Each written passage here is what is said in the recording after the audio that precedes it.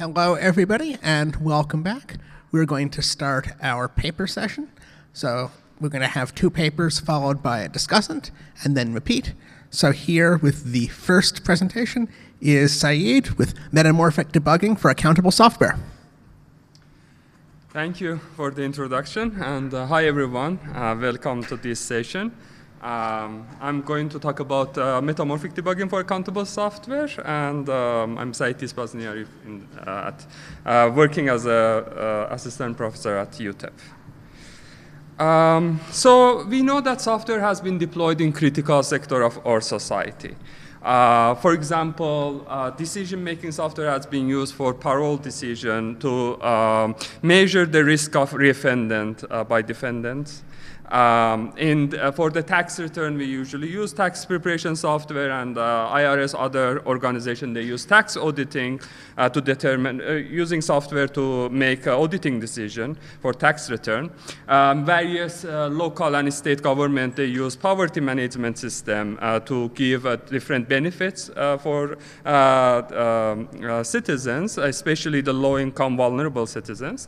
And also for forensics DNA software is kind of primary tools to make various prediction and computation. So given this socio-economic and legal implication, it is important to ensure software accountability. Of course, the software accountability is open to interpretation. We defined in this work software accountability comprised of the properties of legal compliance, trust and procedural justice, fairness of outcome, and confidentiality and privacy. So if we achieve, if we show that software satisfies this property, we can see this software can be served as a surrogate model to inquiry about legal and social norms in the same way that software engineering conduct the test.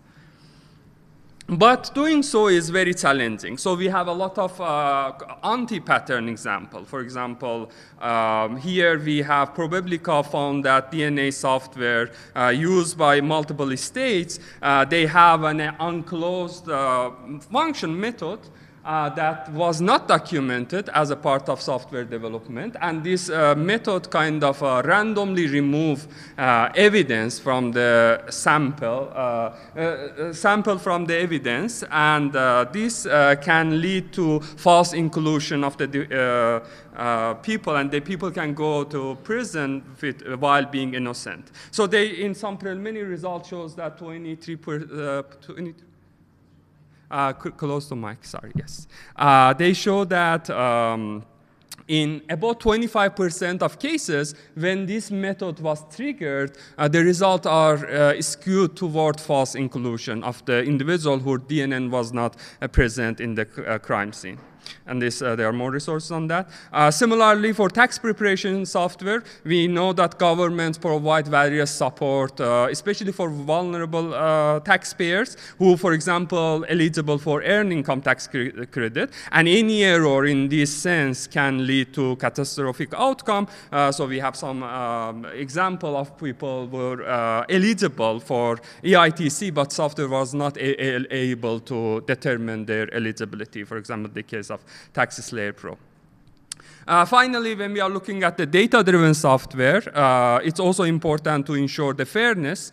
So we have very famous case of Compass software, where it had a higher false positive rate for African American compared to other racial group.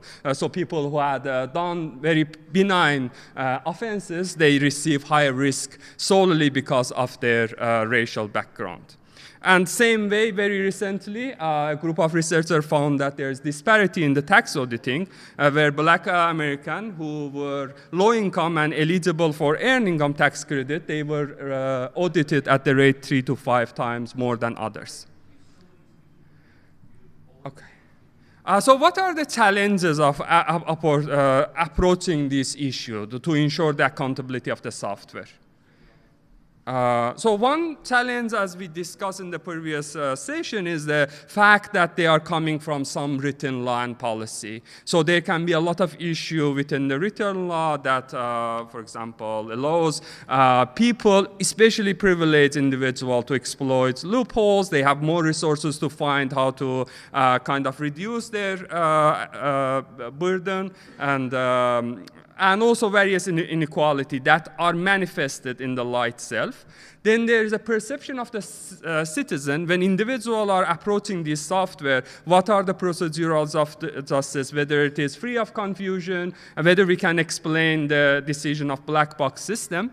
And finally, when we are going from the executable law as a software code, we often face oracle problem where we're determining the ground truth of outcome is highly challenges. So we don't know really, for example, in the tax system, given a profile of taxpayer, what should be the ground truth tax return. And we don't have the trustworthy data set to rely on them because obvious privacy and legal concern. So one key observation that we make in this position paper to say that while the output for a given input may be unknown, the relationship between the output between two related individuals may be easier to express. So as an example, to say that while we don't know for an individual x of x1 who is blind, what should be the ground truth tax return, we can say that among two individuals that exactly have the same profile, one is blind, one is not blind, the individual with individual who is blind should receive higher in tax return. So this kind of relating cases to each other resembles a legal doctrine of precedent that requires the similar cases to follow similar outcome or similar verdicts. It also resembles the notion of vertical and horizontal equity in taxation, where we can look at individual on the similar income range and individual with different income level and establish relationship between them. And finally, especially for the sake of this talk, it resembles metamorphic relationship in software engineering that basically establish the correctness by relating inputs to outputs. So we define metamorphic debugging in this work as a foundation for detecting, explaining, and repairing socio-legal software with respect to metamorphic specifications. So there are three multiple stages, like what is the metamorphic specification, how we can detect bugs using metamorphic specification, and how can we explain them. So in our early initial work, we kind of use a manual procedure to extract metamorphic specification by looking at the various publication of the IRS to see that what are the eligible conditions and how the different people might relate to each other. So some early specification of metamorphic relationship are reported in our early work, and we recently also explored whether these metamorphic relationship can be extracted using the advancements in large language model. You can read more about this work in the following citation. And one thing that is nice about metamorphic specification is that it allows us to also consider multiple year specification. So if the law is changing over the year, we don't need to change the entire specification unless there are complete changes in the policy, and we can just update that portion of the law. For example, maybe AIG requirement for EITC changes from one year to another. We can just update that part of the metamorphic relationship, even more easily can be done using large language model in this case. Okay, so if we assume that we have this specification that by itself is a hard problem, then the next step is to kind of explore this metamorphic, the space of this metamorphic relationship. We come up with our preliminary work. We come up with this randomized algorithm where it's randomly generate test cases from the space of the inputs to satisfy the premises of metamorphic specification, and we found bug if the conclusion of the relationship does not satisfy it. Once we got that, so we can actually see this as a debugging. We can use some white box model to gather cases that are failed and pass, and use, for example, simple decision tree to understand under what circumstances a software fails to satisfy the requirement. So this is like a whole metamorphic debugging cycle for a tax preparation software that we present is to come up, to go through the tax line policy, come up with the scenarios, specify metamorphic relationship, and then guide the search to find bugs and hopefully explain if there is a bug, what are the root causes. In both space of the inputs and program internal, this can be done. Similarly, metamorphic debugging can be used for poverty management system. So this is work that reported in CSCW 2020, where they found that a poverty management system used by Pennsylvania state called Do I Qualify? They basically had some problem, and the way they approach this is to consider the online version and the ground truth software and compare the outcome of these two together to realize if there is a bug. So it's kind of this input that's generated for these two software. They're syntactically different, but semantically they represent the same cases. So from the experimental result, here are some of the results that we reported using our randomized algorithm on the 16 metamorphic relationship we had. So one interesting thing that I can share, there was this bug in EITC. That we found in the open tax solver. It's open source implementation of tax line for the US, and it is kind of was faulty for 1 year, but it's not faulty for another year. It turns out that kind of the policy has changed throughout the year, and software was not satisfying it was compliance, let's say in 2020. It became compliant in 2021 due to change in the law. So overall, we kind of observe some number of bugs that we can basically fix in this software.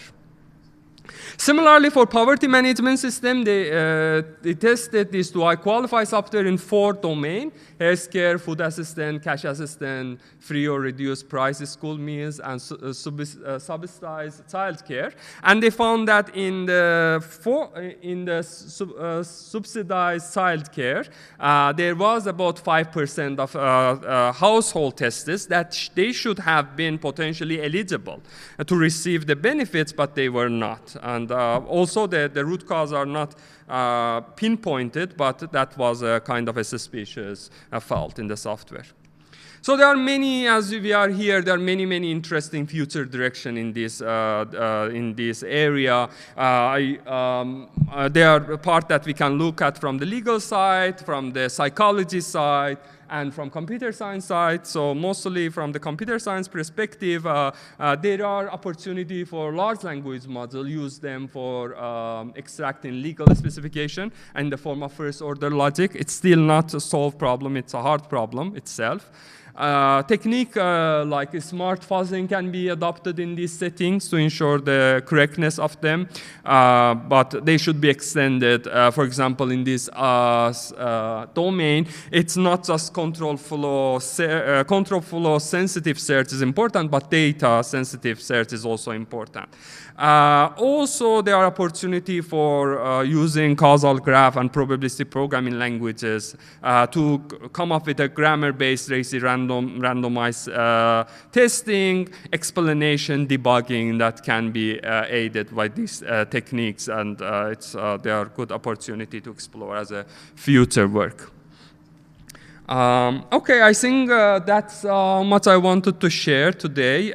This is an ongoing work as a collaboration between UTEP and University of Colorado Boulder.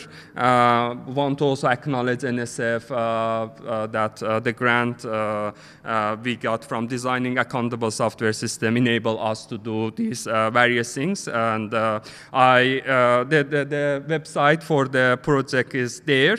I would be happy to share more things in the future, but we just started to exploring the various aspects of accountable software in this case. Thank you for your attention, everyone. So I will be happy to take questions later. Question later, right? Okay.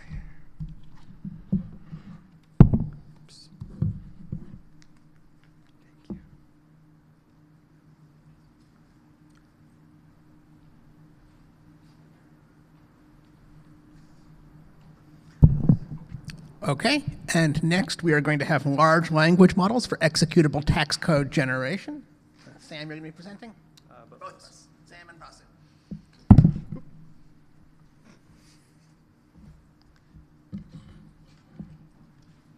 You need to turn off Trivedi. Oh, yeah. Okay, how do we not touch this thing?